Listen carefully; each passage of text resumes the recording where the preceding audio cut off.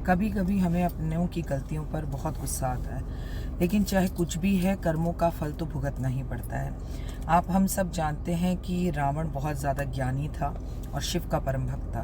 तो शिव ने उसे वरदान दिया कि वो जब मर्जी चाहे कैलाश पर आकर वो शिव से मुलाकात कर सकता है, शिव के दर्शन कर सकता है।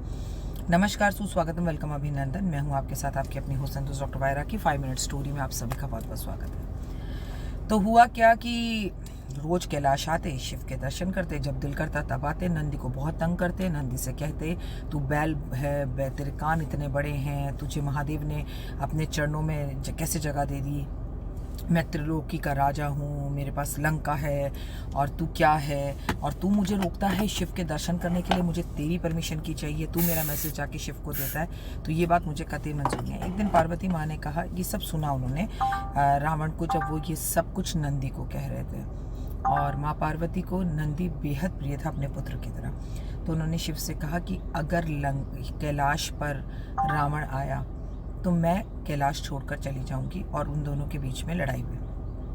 पार्वती जी ने कहा, अगर आप चाहते हैं मैं कैलाश पे रहूं तो आज के बाद कभी भी रावण कैलाश पे नहीं आना चाहिए।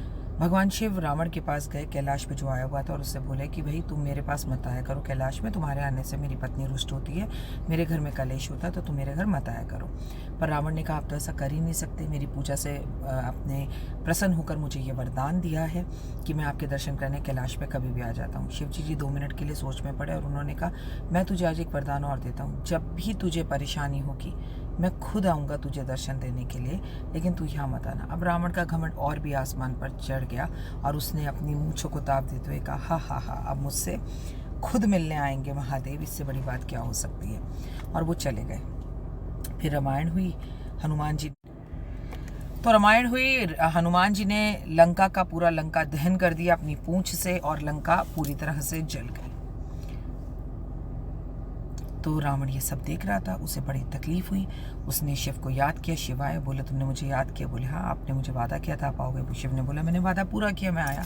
तो बोले मैं आपसे सिर्फ एक बात पूछना चाहता हूँ कि ये कौन था एक बंदर, और उसकी पूंछ में ऐसी कौन सी ताकत थी कि मेरी लंका, त्रिलोकी के राजा की लंका को वो जला कर चला गया।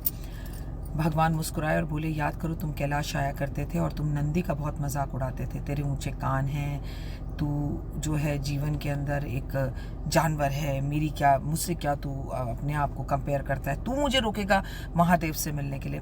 उस टाइम पे नंदी ने तुम्हें एक श्राप दिया था कि अगर तुम्हें जानवरों से, जीव जंतु से इतना ही नुकसान है, इतनी ही नफरत है, इतनी ही घृणा है, तो जा त्रिलोकी के राजा, मैं तुझे श्राप देता हूँ कि एक दिन एक जानवर, एक पशु पक्षी की वजह से ही, एक बानर की वजह से ही तेरी लंका चलेगी। पहले तो तुझे वो श्राप लगा। और अब बात रही कि वो हनुमान कौन है, तो राम जी के इस लीला का साक्षी बनने के लिए खुद मेरा रुद्र रूप है हनुमान। अब बात रही पूंछ में इतनी ताकत कहाँ से आई, तो पूंछ है पार्वती, क्योंकि पार्वती हर जगह मेरे साथ रहती हैं, तो वो पूंछ के रूप में मुझे रही, और पार्वती ने नंदी, उनके पुत्र को तंग करने का बदला तुमसे ले लिया। इसलिए ज़्यादा घमंड में मत आइए, आज नहीं तो कल, देर से सही सवेर से, जिनकी आप निंदा और बुराई कर रहे हैं उतनी निंदा और बुराई समाज में आपको झेलनी पड़ेगी। कभी किसी को छोटा मत समझिए। याद रखिए कि तिनका वो काम कर जाता है जो पहाड़ नहीं कर पाता। दोस्ती कीजिए, ज़िंदगी बहुत छोटी है, किसी के बारे में गलत बोलने से पहले 10 बार सोचिए, और कमेंट्स में जय माता दी कीजिए। भगवान सबका इंसाफ ज़रूर करते हैं, तो आपका भी करेंगे। पॉजिटिव रहेंगे तो पॉजिटिव होगा, नेगेटिव रहेंगे तो नेगेटिव होगा।